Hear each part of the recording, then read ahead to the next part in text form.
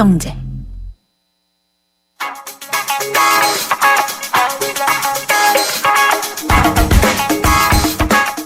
안녕하세요. 멜로디 경제 대중음악 평론가 이대화입니다.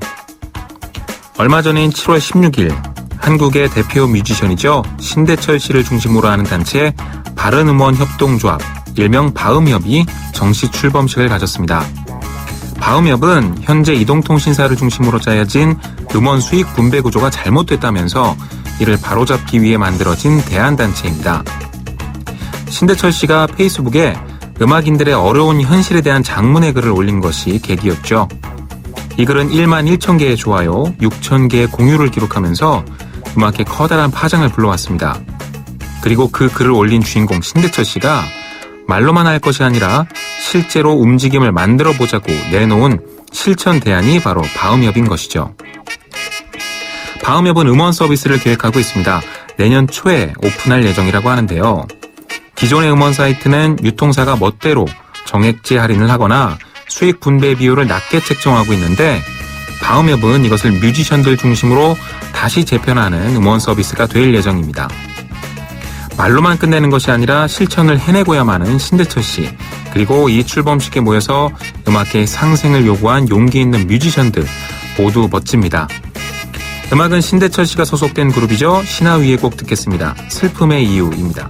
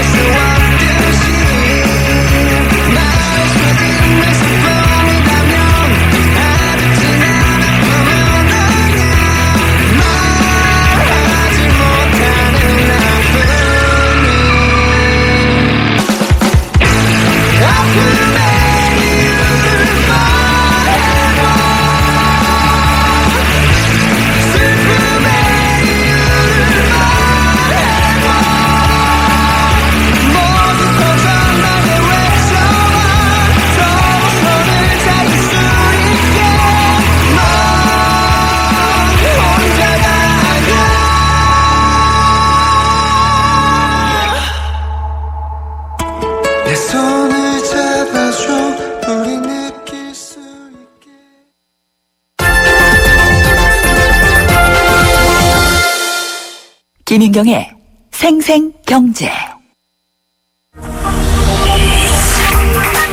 경제 뉴스의 진실과 오류, 그것이 알고 싶다.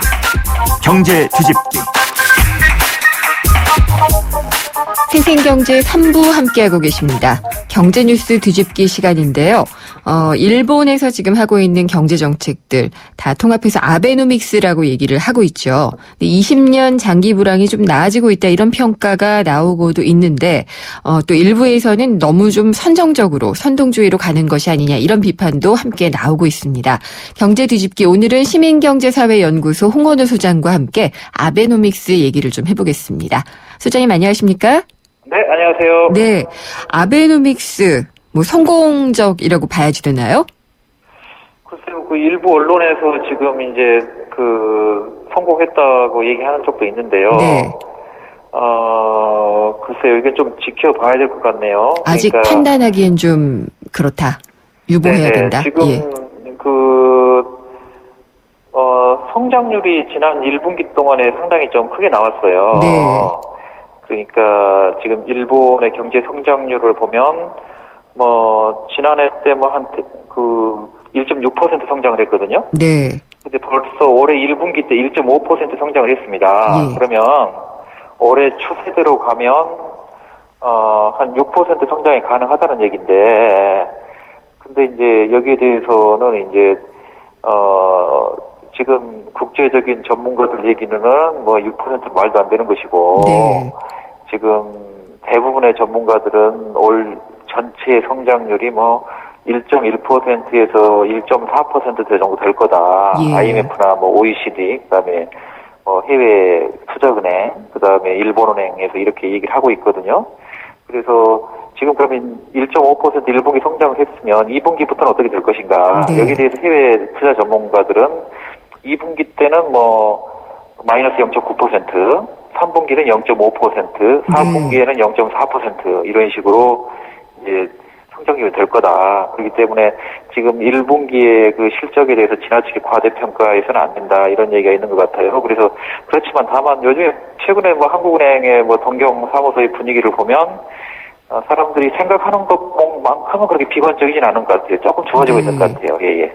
근데 이제 2분기에 이렇게 떨어지는 게 그러면은 4월에 소비세 인상하고 이런 것들이 좀 영향을 미치는 건가요? 네네, 그렇습니다. 그러니까 소비세 인상은 분명히 영향을 끼칠 것 같고요. 그런데 네. 지금 그게 이제 국제 투자은행들의 전망이 2분기 한 0.9% 정도 될 거다 이런 전망인데, 이거는 이제 좀 3분기 때 1분기 근방에서 이제 전망을 그렇게 한 거고요. 네. 근데 지금 전체적인 분위기는 이것보다는 좋게 나타날 거다. 이런 게 있는 것 같아요. 분위기가 상당히 괜찮은 것 같습니다. 예, 예. 네. 그러면은 이제 아베노믹스 앞에로 다시 돌아가서요. 아베노믹스 그러면은 일단 돈을 많이 풀어서 경기를 살리는 것이다. 통화든 재정이든요. 그렇게 생각을 하고 있는데 이게 아베가 3가지 화살이라고 얘기를 했었잖아요. 네, 예, 그러니까, 그걸 차례대로 좀 설명을 해주세요. 다 썼는지. 그러니까 이제 일단 양적 완화가 있겠죠. 예. 돈을 푸는 거, 네. 양적 완화 있고 재정 확대하는 거. 그러니까 이젠 아까도 양적 완화 통화를 푸는 거죠. 네. 통화량을 늘리는 거고, 재정 확대는 이제 돈을 푸는 거 정부가. 그다음에 세 번째는 이제 성장 전략인데 규제 완화를 한다. 그래서 지금 성장을 하고 있는 것인데, 네. 근데 지금 이제 지난해 때는 그게 좀 지난해 때 사실상 지난해 때도 그때 4월 달이었던가 2월 달이었던가요? 아베노믹스라고 해서 순식간에 엄청나게 많은 양적 완화를 했지 않습니까? 네. 그래서 거기에 대해서 기대가 컸었는데 그 기대가 하반기 때 들어서 완전히 무산됐죠. 그러니까 지난해 2분기 때는 0.9% 성장을 했는데 3분기 때 0.3%, 예. 4분기 때 0.1% 이렇게 성장을 해서 아베노믹스가 기대만큼 성과를 못 냈다. 그렇게 얘기가 많이 나오고 있거든요. 근데 지금 1분기 때, 이제 올해 1분기 때 1.5% 성장이 나오니까, 네. 이건 뭐냐. 지금 이제 단기적으로, 성공했다, 실패했다, 이렇게 얘기하는 거는 상당히 좀 지나치게 성급한 것 같아요. 네. 그래서 지금 2분기 지나고 3분기 지나봐야 이게 알 것 같고, 특히 이제 지금 1분기 때 이렇게 높은 성장률이라는 거는 해외 경제 지표와도 관련이 많은 것 같아요. 그러니까 지금, 수출이, 지난해 일본 수출이 1.7% 수출이 증가했는데요. 네. 올해 지금 1분기 수출이 이제 전기 대비로 6% 성장했거든요. 6% 성장을 했고, 그래서 수입 같은 경우도 지난해 때 3.4% 성장을 했는데, 수입이 이제 이번에 1분기 6.3% 성장을 했어요. 네. 그래서 이게 물론 전기 대비 그거기 때문에 이 수치에 대해서는 이제 6%면 1년간이면 24% 이런 의미는 아닙니다. 이런 의미는 아닌데 어쨌거나 지금 이제 이렇게 되고 있고, 그래서 수출 비중이 일본이 낮긴 하지만 지금 수출이 상당히 잘 되고 있는 것 같아요. 네. 특히 이제 1분기 때는 미국 경제도 굉장히 좋아졌고요. 예. 미국 실업률이 7%에서 6%대까지 7.0%에서 지금 6.1%까지 떨어져 있지 않습니까? 네. 미국의 수출 실업률이. 실업률이요? 그러니까 예. 미국 경제가 좋고 특히 유럽 같은 경우가 상당히 특히 1분기도 좋았죠. 그러니까 남유럽 위기가 장기화될 거다 이런 네. 얘기들이 많았는데 의외로 지금 특히 1분기를 전후해서 남유럽의 그 국가들이 위기에서 쉽게 이게 벗어나면서 상당히 분위기가 좋았죠. 우리나라 같은 경우는 네. 굉장히 좋았습니다. 그래서 우리나라도 1분기 때 그때 일자리가 전기 대비로 한 70만 개 이렇게 만들어지기도 했거든요. 이번에 그랬었죠. 올해 예. 1분기 네. 때. 그렇기 때문에 이런 전체적인 분위기가 일본의 이제 1분기 성장률을 이끌었는데 그렇지만 이게 이제 아베노믹스 아까 그런 세 가지 화살 그것의 네. 직접적인 영향인지는 거기에 대해서는 상당히 조금 더 지켜봐야 될 것 같습니다. 일본 경제가 굉장히 오랫동안 침체에 빠졌었잖아요. 원래는 잃어버린 10년이라 그랬는데 20년이 됐고요. 그래서 네. 여기서 그러면은 이 좀 늪에서는 빠져나오는 것이냐 이게 제일 궁금해요. 그러니까 지금 보니까 이게 이제 착시 현상인지 지금 심리라는 얘기가 좀 나오더라고요. 네. 우리나라 언론에서 심리가 좋아졌다 그런 얘기인데 분명히 심리는 좀 좋아지고 있는 것 같아요. 네. 근데 이게 착시 현상인지 아니면 정말 좋아진 건지 그건 잘 지금 좀 예. 지켜봐야 될 것 같습니다. 그렇군요. 지금 그러니까 일본의 지금 성장을 이끌고 있는 게 네. 그 성장을 이끌고 있는 게 뭐냐? 근데 의외로 임금이에요.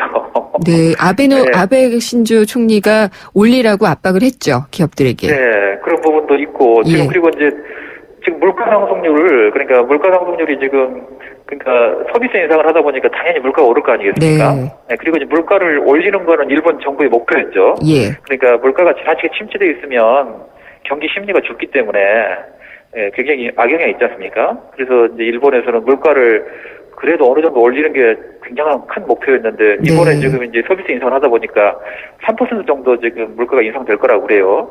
그리고 이제 물가가 오르고 또 임금이 오르는 건 두 가지 요인인데 첫째는 물가가 오르기 때문이기도 하고 또 하나는 지금 노동력 부족 네. 심각하지 않습니까? 예. 일본에서. 그래서 지금 이번에 지금 상반기 때 지금 임금 인상률이 2%대를 지금 넘어섰는데 이게 17년 만에 처음이라고 그래요. 예. 17년 만에.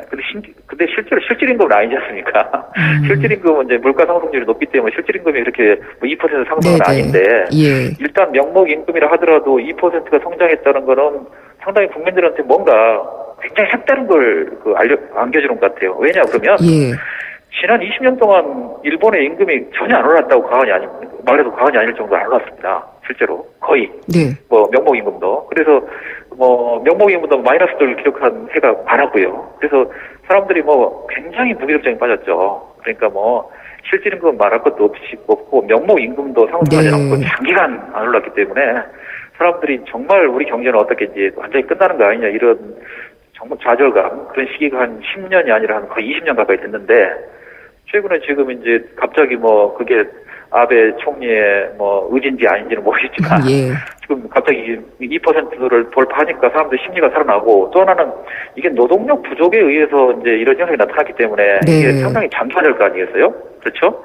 예, 그럴 가능성이 일시적인 현상이 아니고 그래서 임금 인상이 또 상당히 될 것 같고 그래서 네. 이게 오히려 지금 상당히 좋은 분위기를 형성하고 있는 게 아닌가. 물론 네. 수출 부분은 분명히 있습니다. 그러니까 그렇겠죠. 수출 성장률이 지금 지난해에 비해서 2배 이상이기 때문에 이런 것들도 수출이 상승하게 되면 일단은 가장 우량 기업들의 주가가 네. 오르고 그래서 이제 그렇겠죠. 이게 예. 사람들한테 굉장히 좋은 시그널을 주기 때문에 이런 심리적인 분위기가 상당히 많이 작용을 하고 있는 것 같습니다. 네, 그러니까 어쨌든 일부 지표로도 확인되는 개선이 좀 있고요.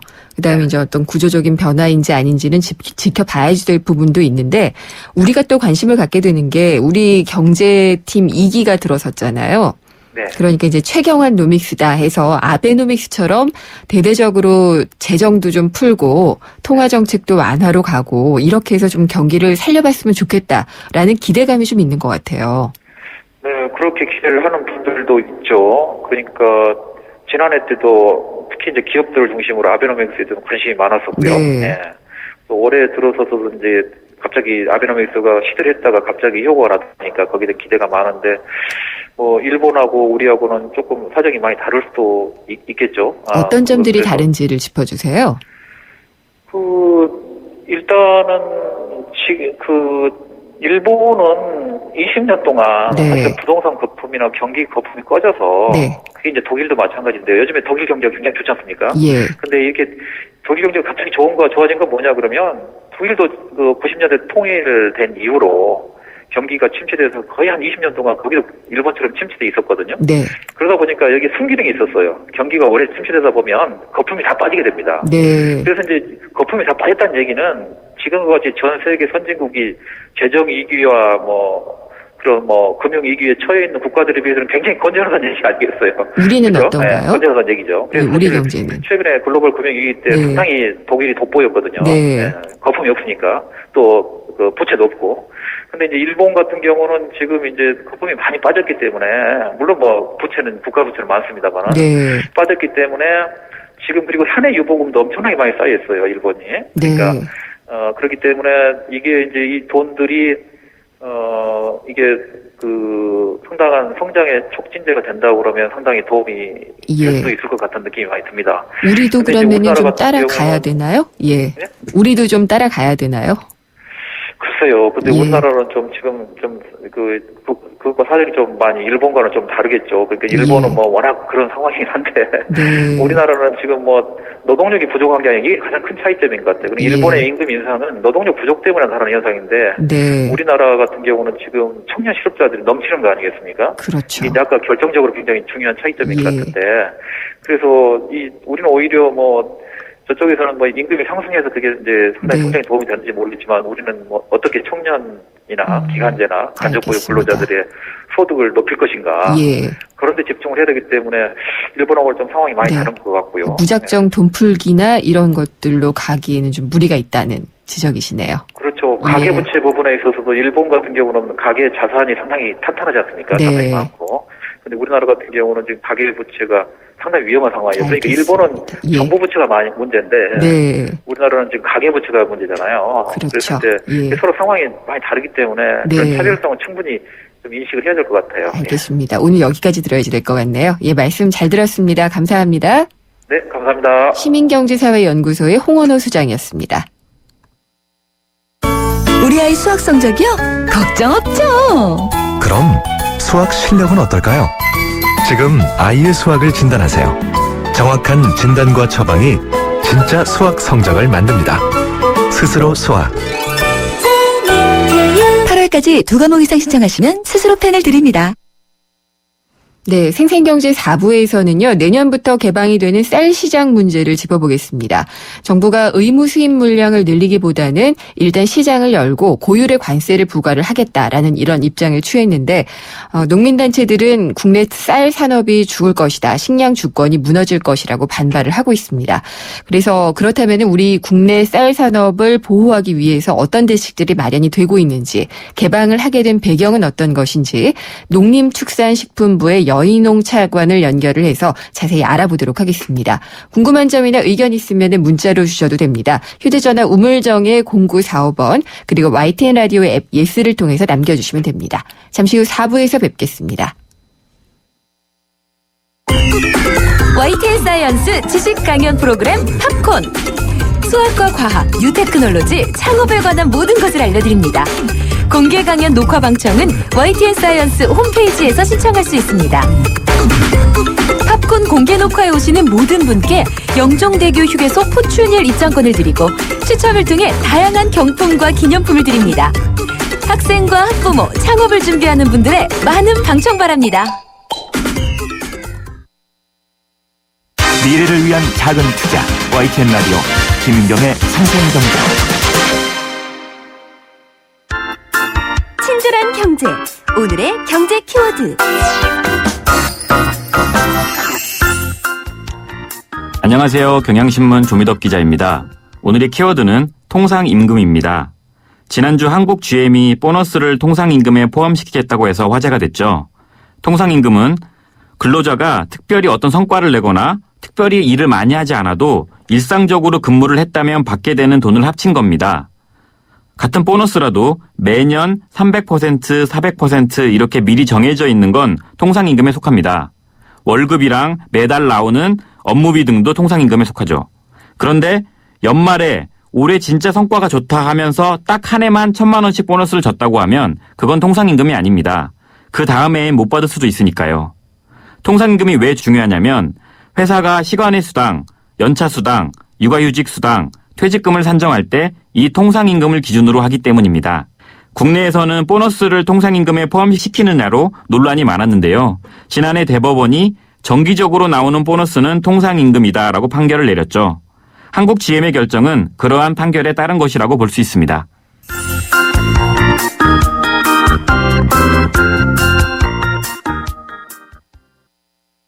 한때 보리 하나로 콜라와 싸워 전설이 되신 분이 계셨지. 국내 최초 보리 탄산 음료로 콜라의 아성을 흔들었던 맥콜. 이슬 맛보리 맥콜.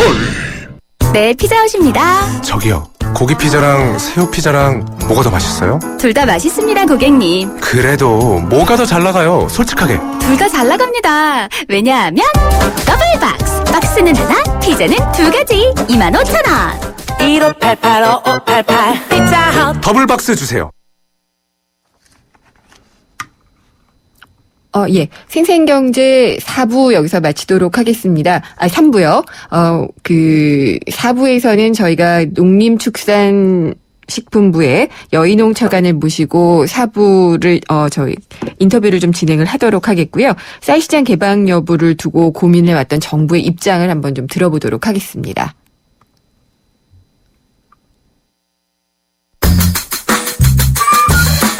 생생경제를 다양하게 만나는 방법. YTN 라디오 앱 예스와 YTN 라디오 웹사이트, 팟캐스트를 통해서 실시간 청취와 다시 듣기가 가능합니다. 언제 어디서나 손쉽게 만날 수 있는 생생경제. 참 좋다.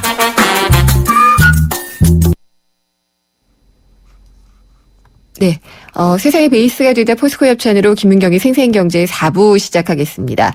쌀시장 개방 여부를 두고 20년 동안 고심을 해온 정부가요, 마침내 개방을 선택을 했습니다. 쌀시장 개방을 미루는 대가로 의무 수입 물량을 늘리기보다는요, 고율의 관세를 물려서 문을 여는 게 낫다라고 판단을 한 건데, 농민단체들은 그렇지만 이렇게 되면은 국내 쌀 산업이 죽을 수 있을 것이다라고 반발을 하고 있습니다.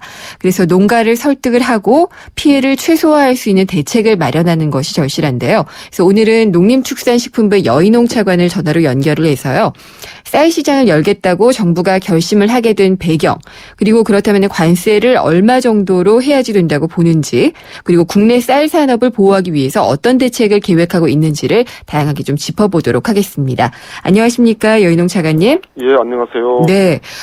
일단 쌀 시장 개방 여부를 20년 동안 고민을 하다가 결국은 전면 개방을 하기로 결정을 했어요. 예. 그 개방의 이유를 좀 설명을 해 주시겠어요? 예. 그 20년 전인 1994년도에 우루과이 라운드 협상이 타결이 되었습니다. 네. 근데 그 당시에 모든 회원국들은 모든 농산물에 대해서 관세화하기로 이렇게 합의를 했습니다. 예. 근데 관세화는 그 당시에 다양한 나라들이 다양한 방식의 그 비관세 장벽을 운영을 해왔습니다. 국내 시장 보호를 위해서. 네. 투명하지 못한 것 때문에 무역에 굉장히 장벽이 있었던 것이죠. 그래서 관세를 통해서만 시장을 보호해라는 게 원칙입니다.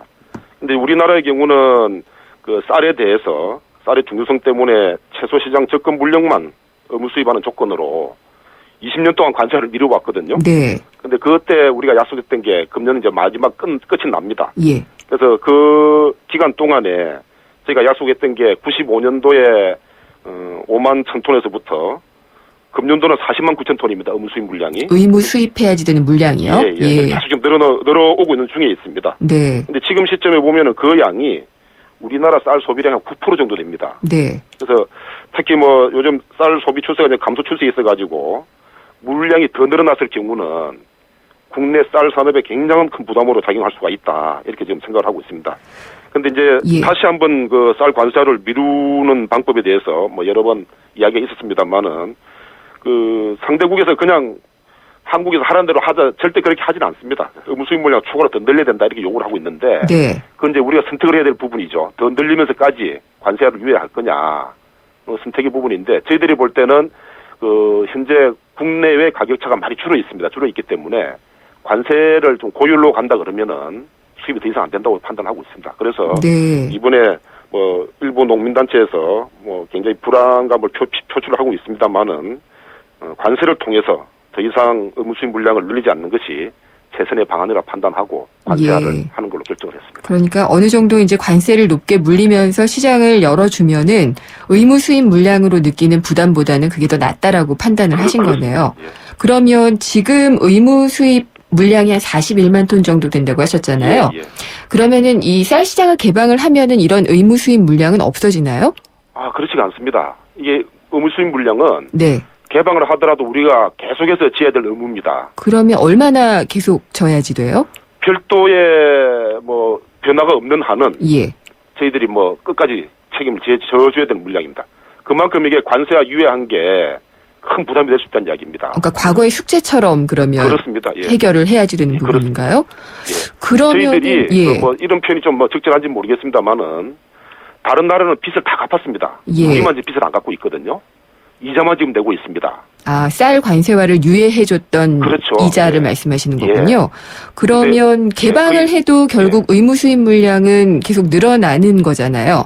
지금 상태에서 수도비죠. 더 이상 안 늘어나고요. 더 이상은 늘어나지 않고요. 예. 지금이라도 빨리 이제 잘라가지고 더 이상 예. 안 늘어나게 하는 것이 우리 쌀 산업이 지속적으로 발전하는데 도움이 된다. 이렇게 저는 그렇군요. 예. 그러면은 이 부분을 또 여쭤볼게요. 저희 프로그램에 그 송기호 변호사께서 출연을 하셨는데요. 예. 이런 얘기를 하시더라고요. 정부가 9월까지 세계 무역기구, 그러니까 WTO에 이 쌀 관세화를 어떻게 할 것인지, 예. 할 것인지 말 것인지를 통보를 해줘야지 되기 때문에 예. 지금 이걸 결정을 해야지 된다. 예. 쌀 관세화 여부를 결정해야지 된다 그랬는데 그게 틀린 말이다라고 하셨어요. 지난번 7월 네. 11일 날 예. 국회 공청에서도 똑같은 주장을 하셨습니다. 그런데 네. 저희들 WTO 협정상에 의하면은 내년 1월 1일부터 관세를 시행을 해야 되는 겁니다. 네. 네. WTO 협정에 보면은 3개월 동안에 회원국들의 반대가 없어야 된다 이렇게 돼 있습니다. 예. 검증을 받도록 돼 있습니다. 네. 그러면 당연히 9월 말까지는 우리가 상대국의 자료가 넘어가야지 아마 합당한 3개월 전이라고 지금 말씀하셨죠, 차관님은. 그렇습니다. 3개월 동안에 예. 검증 기간을 거치도록 되어 있습니다. 그 기간 동안에 이의가 없어야지 네. 우리가 낸 관세율이 확정이 되는 겁니다. 송기호 변호사께서 얘기하신 거는 조치가 내년 1월 1일에 시행이 되면은요. 그 이후에 3개월 아니라고 얘기를 하셨어요. 그렇지 않습니다. 그런가요? 예. 예. 여러 차례 공청회에서도 네. 송기호 변호사가 그 주장을 하시는데 네. 저희들이 국제법 전문가들 다 동원해가지고 검토해 본 바로는 예. 9월 말까지 가야 되고요. 네. 그리고 일본도 관세화로 다 전환을 했거든요. 그렇죠. 대만도 그렇고요. 예. 다 3개월 전에 통보를 줬습니다. 예. 그렇기 때문에 이제 1월 법적으로도 1일 그렇고 관례적으로도 그렇고 네. 사례도 그렇고 모든 네. 게 3개월 전에 가는 것이 맞다 저희들은 그렇게 판단합니다. 그러니까 정부에서는 지금 송기호 변호사께서 주장하시는 말이 틀리고 3개월 전에 이렇게 알려줘서 각국의 어떤 이해라든지 이런 것들을 들어봐야지 된다는 거네요. 예. 그리고 이제 관세율을 좀 높게 물리겠다라고 얘기는 하셨어요. 예. 근데 이게 일본 같은 경우에 처음에 열 때 900%까지도 물렸던 것 같고요. 예. 근데 관세율은 계산하는 방법이 정해져 있다라고 들었거든요. 예. 그게 적용을 하면은 지금 우리가 어느 정도의 관세율을 물리게 되나요? 그게 산식 자체가 네. WTO 협정문에 나와 있습니다. 예. 86년도, 88년도에 가격 차를 관세로 매길 수 있도록 돼 있거든요. 네. 아주 간단하죠. 그런데 그 당시에 저희 나라가 쌀을 수입을 안 했기 때문에 가격이 특정한 가격이 지금 없는 상태입니다. 그래서 이제 그 가격을 네. 중국에서 수입한 가격을 쓰느냐, 일본에서 수입한 가격을 쓰느냐, 이런 여러 가지 변수에 따라 가지고 다양한 이제 관세율이 지금 나오고 있거든요. 네. 그래서 연구기관에서 조사를 해보면은 그런 이제 분석을 해보면은 300%대에서 500% 됩니다. 근데 그 중에 우리가 최대한 높은 걸 선택한다 하더라도 좀 전에 제가 말씀드렸다시피 3개월 동안에 검증을 받지 않습니까? 네. 검증 기간 동안에 합리적이지 않다 가격이 이래버리면 또 우리가 굉장히 이제 곤혹스러워지는 부분이 있습니다. 그래서 검증을 통과하면서 가장 높은 네. 그걸 이제 선택을 해야 되는 것이거든요. 그러면은 지금 한 300에서 500%까지 나오는 것은 여러 가지 이제 그 가격을 대입을 했을 때 이 정도 나오는 거잖아요. 예, 일본 가격을 쓰느냐, 중국 예. 가격을 쓰느냐, 중국의 수입 가격을 쓰느냐, 수출 가격을 쓰느냐, 뭐 여러 가지 변수들이 있지 않습니까? 네. 예, 그걸 조합을 해보면 굉장히 다양한 숫자들이 나와서 예. 그 중에 어떤 통과 가능한 수치 중에서 제일 높은 것 네. 우리가 선택을 하려고 그 각종 자료들도 지금 우리가 보완을 시키고 정확한 이제 근거가 있어야 되기 때문에 네. 그런 작업을 좀 하고 있다 이런 말씀을 드립니다. 차관님, 이게 농민단체에서는 관세율을 510%를 요구하고 있어요. 예, 예. 정부에서는 어디까지, 몇 %까지 약속할 수 있으세요? 좀 전에 말씀드린 기준대로 할 겁니다. 그 예. 상대국에서 수용이 가능해야 되기 때문에 예. 수용 가능한 범위 내에서는 최대치를 갑니다. 하는데 510%가 예를 들어서 뭐 맞다 그러면 그렇게 가야 되는 것이죠. 네. 그 부분에 대해서는 저희들이 그 9월 말에 통보를 줄 계획입니다. 근데 그 과정에 그런 작업들 한 결과를 우리 농민단체하고도 협의를 하고 예. 국회도 보고를 하고 하면서 의견 수렴 과정을 거쳐서 우리가 제출할 계획입니다. 그래서 그때 충분히 한번 논의가 될 거다 이렇게 생각을 합니다. 예. 근데 지금 사실 농민들도 굉장히 불안하고요. 예. 우리 국민들도 그러면 최대 몇 %까지를 매길 수가 있느냐가 제일 궁금하거든요. 예. 몇 %라고 얘기를 하시겠어요? 500%대까지 놓은다니까요. 500%대. 예. 그 숫자는 지금 말씀드리는 거는 적절치가 않습니다. 왜냐하면 국제사회도 통계적으로 예. 통보를 하기 전까지는 다 의견 수렴을 거치는데 네. 그 이제 검증이라는 어떻게 보면 협상이거든요. 네. 협상에 나가는 사람이 패를 다 보여주고 나가는 거는 적절치가 않습니다. 그래서 예. 이러든 저러다 또 의견 수렴 과정을 거치되 공개적으로 우리가 얼마나 지금 이야기하는 거는 협상의 어떤 기본 측면에서 맞지가 않다. 그래도 예. 우리 국민의 편에서 뭐 최대한 뽑아내겠다라는 협상의 자세는 필요하니까요. 예, 그렇습니다. 예. 그렇게 할 가장 높게 뽑아내실 걸로 그러면은 예. 협상력을 기대를 하겠습니다. 예, 예. 근데 이제 이 관세율을 이렇게 높여도 사실상 이 태국산이나 외국쌀들을 보면 수입 가격이 굉장히 낮다고 해요. 예. 국내 쌀보다 낮아서 수입량이 오히려 더 많이 늘어날 것이다. 이제 고관세를 매겨도 그런 분석도 있거든요. 어떻게 보시나요? 뭐 오늘 신문에 그런 게 났더라고요. 났는데 그 이제 분석한 거를 저희들이 보니까 네. 그 현지에서 수출하는 가격을 가지고 했더라고요. 예. 근데 실제로 수출 가격만 갖고 있으면 되는 게 아니거든요. 들어올 때 뭐 운임도 포함되고 보험료 포함되고 이 들어오면 자꾸 이제 가격이 올라가죠, 사실은. 유통 단계마다요. 예. 그런데 그런 것들이 그 반영이 안 돼 있다는 그런 말씀을 좀 드리고요. 그 저희들이 그 의무 수입 물량이 있지 않습니까? 네. 그걸 수입을 합니다, 저희들이 현재도. 그 태국산 같은 거 사다 놓으면은 그건 5% 관세로 물리고 가져오거든요. 네. 국내 시장에서 팔리지 않습니다. 그 안 가격이. 팔려요? 예. 예. 그래서 좀 창고에 40만 톤 이상이 잠겨 있거든요. 음. 그래서 그 아마 정상적으로 관세 물고 수입해서는 네. 아마 국내 시장에 글쎄요. 제가 볼 때는 안 들어온다고 봅니다. 그러면은 계속해서 뭐 품질이 좋아서인지 아닌지 모르겠지만은 우리 쌀을 다들 소비를 할 거라는 그런 말씀이세요? 그렇습니다. 그게 태국이라든지 인도 같은 데는 쌀 종류가 다르지 않습니까? 네. 우리가 먹는 쌀이 아니거든요. 예. 그래서 뭐 통계상으로는 쌀 가격이 얼마 내는 녹긴 나오는데 그런 쌀을 우리가 가공용으로 수입을 하다 이제 국내에서 팔아보면요. 네. 잘 안 팔립니다. 5% 관세로 근데, 물고 가져온 거면 잘 안 팔리거든요. 밥을 하면은요, 사실 이제 이게 쌀의 품질을 정확하게 파악할 수가 있는데, 뭐 떡이라든지 식혜라든지 이런 쌀 가공식품 있잖아요. 예. 이런 것들은 가격 낮추기 위해서 수입쌀 이용할 수 있는 개연성이 충분히 있지 않을까 싶은데요. 그 쌀이 그러니까 정부에서 아까 말씀드린 40만 9천 톤 음수입을 하지 않습니까? 네. 그게 실제로 이제 가공용으로 다 우리가 풀고 있거든요, 정부에서. 예. 가공용 그 떡 공장이라든지 뭐 이런 데다 우리가 그걸 공급을 합니다. 그런데도 그 수요가 그걸 다 커버를 못 하고 있어요. 그러니까 예. 그만큼 재고가 남아 있는 것이죠. 근데 관세 물고 가져와 가지고 그 떡을 만든다. 그건 제가 볼 때는 전혀 그 타산이 안 맞거든요. 그래요? 예. 예. 그리고 이 외국 쌀 수입이 혹시라도 아주 급격하게 늘어나게 되면은 예. 특별 긴급 관세를 부과하겠다라고 말씀을 하셨어요. 예, 예. 이게 특별 긴급 관세라는 건 언제 어떻게 부과할 수가 있는 건가요? 그게 그 우리나라가 그 이번에 WTO 협정문을 이제 수정안을 낼 때 그걸 집어넣을 계획입니다. 현재는 네. 우리 개방이 안 돼 있기 때문에 없는데요. 그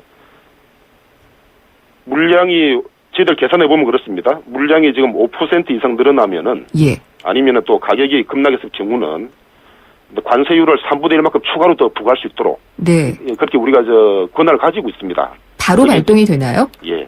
그래서 이제 그걸 이제 SSG라 그러거든요. 네. 특별 긴급 관세라 그러는데 그 국내 시장에 영향을 줄 수 있는, 그러니까 수입량이 늘거나 가격이 떨어졌을 경우는 그런 그 특별 긴급 관세를 부과할 수 있는 권한을 우리가 갖고 있기 때문에 최소한의 안전장치는 마련돼 있다 이렇게 네. 말씀드릴 수 있습니다. 근데 차관님 또 그런 경우가 있어요. 2000년도에 중국산 마늘 수입이 상당히 많이 늘어났었을 때 그때도 이 특별 긴급 관세를 부과를 했거든요. 근데 이게 중국이 다른 쪽으로 무역 보복을 하는 거죠.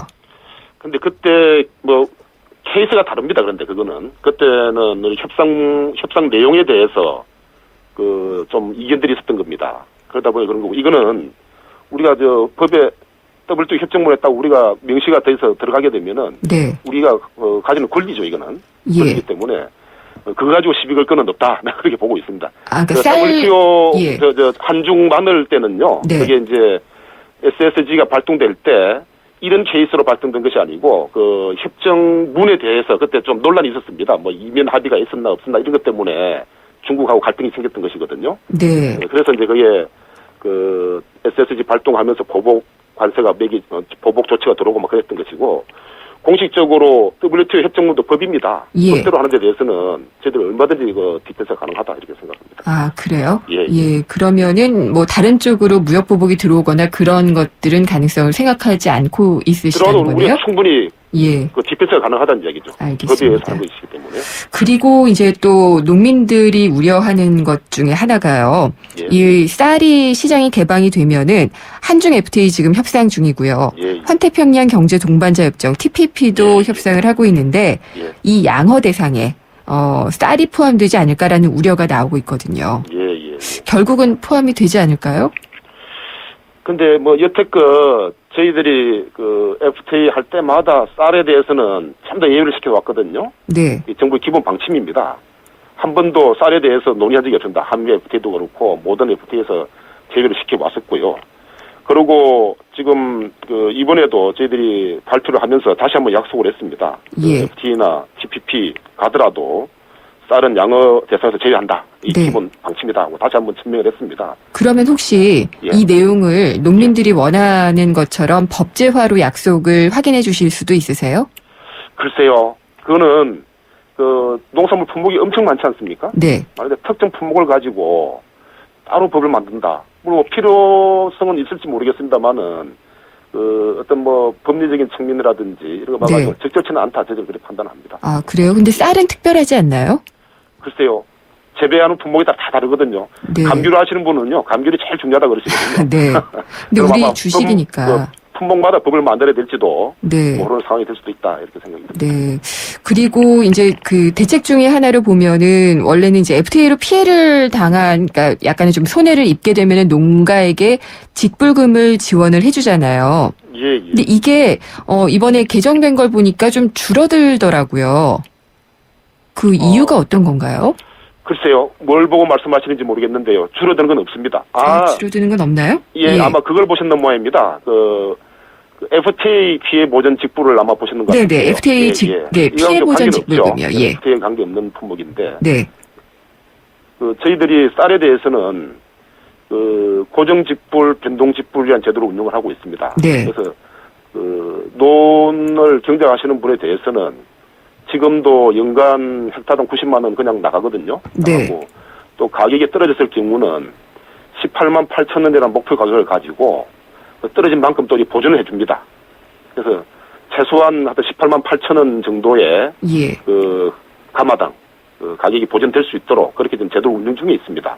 그래서 뭐 따로 뭐 떨어지고 하는 건 없다. 저는 그렇게 말씀드립니다. 그런가요? 근데 이번에 그 수입 기여도라는 부분을 증명을 해야 돼서 그게 좀 애매한 조항이기 때문에 줄어들 수 있다라는 우려가 많이 나오고 있는 것 같아요. 나라하고 관계없는 이야기고요. 우리가 지금 FTA를 여러 나라하고 했지 않았습니까? 그 FTA 한 품목들 중에서 그 FTA 체결 국가에서 그 품목이 들어옴으로 해가지고 가격이 떨어졌을 경우에 보전해주는 기준입니다. 그런데 현재 수입 기여도라는 게 그런 개념이 도입이 안 돼 있습니다. 안 돼 있다 보니까 국내 사정에 의해서 가격이 떨어지더라도 보전을 해야 되는 그런 경우가 생겨버립니다. 실은 FTA 때문에 들어왔을 경우에 나는 피해를 보전하기 위해서 만드는 제도인데 그런 부분들이 정확하게 좀 정비가 안 돼 있다 보니까 이번에 좀 그걸 확실하자. 그래서 수입에 의해서 피해 난 거에 대해서는 확실하게 보전해주자 100%. 네. 이런 개념으로 좀 개념을 바꾸는 겁니다. 근데 그걸 이제 마치 뭐 적게 나간다 이렇게 뭐 주장하시는 분도 있는데 예. 실제로는 지금 같은 경우는 우리가 가격이 90% 이하로 떨어졌을 경우에 그 떨어진 가격에 또 90%만 보전하는 이런 제도입니다. 예. 그거보다는 수입으로 인한 피해를 100% 보전하는 게 더 합리적이지 않나, 저희들 볼 때는. 그렇게 생각하거든요. 그게 더 그런가요? 명분이고 예. 더 합리적이죠. 그래서 그 제도를 좀 더 명확하게 하고, 실제로 피해 난 거는 정부가 100% 보전한다. 뭐 이런 개념으로 지금 법을. 알겠습니다. 개정 중에 있다. 말씀드립니다. 예. 그리고 다음 달 초까지죠. 이 쌀 관세와에 따른 국내 쌀 산업 발전 대책을 논의한 협의 기구도 발족을 하겠다라고 계획을 하고 있던데 이게 어떤 일을 하는 곳인가요? 지금 관세율하고 네. 그 관리 방식에 대해서는 우리 9월 말에 통보를 줘야 됩니다. 네. 그래서 그런 부분들을 우리가 정부가 독단적으로 한다는 게 아니고요. 안 하겠다는 이야기죠. 그러니까.